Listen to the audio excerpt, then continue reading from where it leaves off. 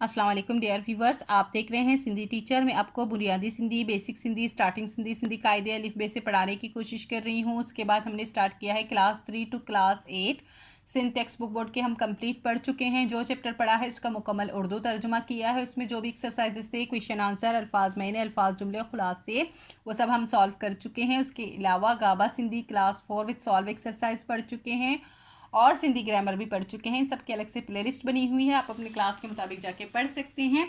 अभी कंटिन्यू चलता आ रहा है क्लास 2। पिछले वीडियो में हमने क्लास 2 में पढ़ा था चैप्टर 11। आज हम पढ़ेंगे चैप्टर 12, जिसे सिंधी में सबक 12 पढ़ते हैं।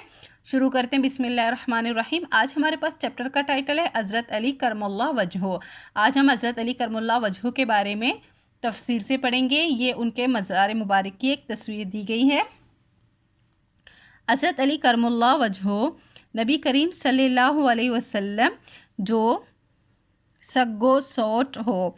हज़रत अली करमुल्लाह वजहो नबी करीम सल्लल्लाहु अलैहि वसल्लम वसल्लम के जो का मतलब होता है कि सग्गो सोट हो। सग्गो यानी कि सग्गा, जिसे हम कहते हैं रियल सग्गा। सौट हो, सौट कहते हैं चचाजाद को। उनका सग्गा चचाजाद था, चचाजाद भाई था। पाण मक्के शरीफ माँ जाओ। आप जो है, अब आप किसकी बात हो रही है? हज़रत अली की। आप जो है मक्के शरीफ में पैदा हुए। जाओ का मतलब होता है पैदा होना।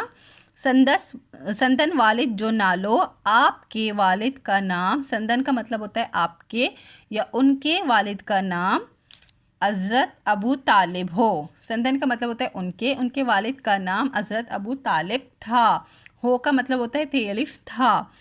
हज़रत अली करमुल्लाह वजहो, हज़रत अली करमुल्लाह वजहो नंडपन का ई पाण सगोरन सल्लल्लाहु अलैहि व अस्हाबि वसल्लम सां गड रहो। हज़रत अली करमुल्लाह वजहो बचपन से ही, नंडपन कहते हैं बचपन को, बचपन का मतलब होता है सिनबड़िए से, बचपन से ही आप सल्लल्लाहु अलैहि वसल्लम, पाण का मतलब होता है आप सल्लल्लाहु अलैहि वसल्लम के साथ, गड रहो के साथ रहते थे। गड का मतलब होता है साथ, रहो का मतलब होता है रहते थे। हज़रत अली करमुल्लाह वजहो, हज़रत अली करमुल्लाह वजहो रहमदिल, सखी, बहादुर, आलिम ऐं आदिल हो। रहमदिल थे, सखी थे, बहादुर थे, आलिम यानी इल्म के जानने वाले, आदिल यानी इंसाफ करने वाले थे। बहादुरी जे करे, बहादुरी की वजह से, बहादुरी जे करे का मतलब होता है बहादुरी की वजह से, केस नबी करीम सल्लल्लाहु अलैहि व अस्हाबिहि वसल्लम, बहादुरी की वजह से नबी करीम सल्लल्लाहु अलैहि वसल्लम ने उनको असदुल्ला यानी अल्लाह जोशियाँ सडियो, उन्हें जो है अल्लाह बहादुरी की वजह से नबी करीम सल्लल्लाहु अलैहि वसल्लम ने उन्हें असदुल्ला का लक़ब दिया, जिसके मायने हैं यानी का मतलब होता है मायने हैं अल्लाह जोशें यानी अल्लाह का शेर। जो का मतलब होता है काफलिफ का, शें का मतलब होता है शेर, लॉयन। सडियो कहा, सडियो का मतलब होता है कहा या पुकारा। हो वडो आलिम हो, वो बड़े इल्म वाले थे। आलिम का मतलब होता है इल्म वाले। संदन इल्म जे बारे मां नबी करीम सल्लल्लाहु अलैहि वसल्लम फरमायो आहे। उनके इल्म के बारे में, संदन का मतलब होता है उनके इल्म जे बारे यानी इल्म के बारे में नबी करीम सल्लल्लाहु अलैहि वसल्लम ने फरमाया है। आहे का मतलब होता है बढ़िए है। था का मतलब होता है काफे के। आऊँ यानी कि मैं, आऊँ का मतलब होता है मैं। इल्म जो शेर आया, मैं इल्म का शेर हूँ। इल्म जो शेर आया, मैं इल्म का शेर हूँ यानी कि सिटी हूँ। आई अली उन जो दरवाज़ो आहे, और अली उसका दरवाज़ा है। यानी कि अगर मुझे इल्म का शहर कहा जाए तो उसका दरवाज़ा जो है वो हज़रत अली होगा। आहे, हज़रत अली उसका दरवाज़ा है। उन्होंने एक मिसाल दे के बताया है। हिक बेरी एक दफ़ा, बेरी का मतलब होता है दफ़ा या मरतबा। ईद जे दियाँ, ईद के दिन माणन हज़रत अली करमुल्लाह वजहू के अर्ज़ कयो था। लोगों ने, माणन कहते हैं लोगों को, हज़रत अली करमुल्लाह वजहू से अर्ज़ किया कि एक दफ़ा ईद के दिन लोगों ने हज़रत अली करमुल्लाह वजहू से अर्ज़ किया कि साईं तोहां जे कपड़न मां छतियूं लगल आहे। साईं यानी कि जनाब या हुजूर, तोहां यानी आपके कपड़ों में जो है पेवंद लगे हैं। छतियूं लगल आहेन का मतलब होता है पेवंद लगे हैं। ईद ते उही बा नवा कपड़ा फेरियो हा। ईद पर ते का मतलब होता है पेरे पर, उही मतलब आप भी नवा कपड़ा यानी नए कपड़े पहनते। पाण चयाऊन ता, आपने फरमाया या आपने कहा कि, चयाऊन था का मतलब होता है कहा कि, इएं किए तो थे सके था, ऐसा कैसे हो सकता है।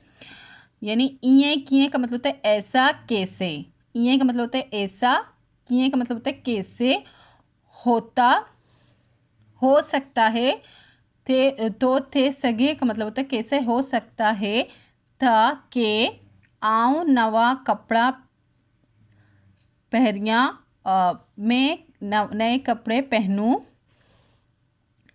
आई शहर जा गरीब, और शहर के गरीब माण्हू पुरानन कपड़न मां हुजन।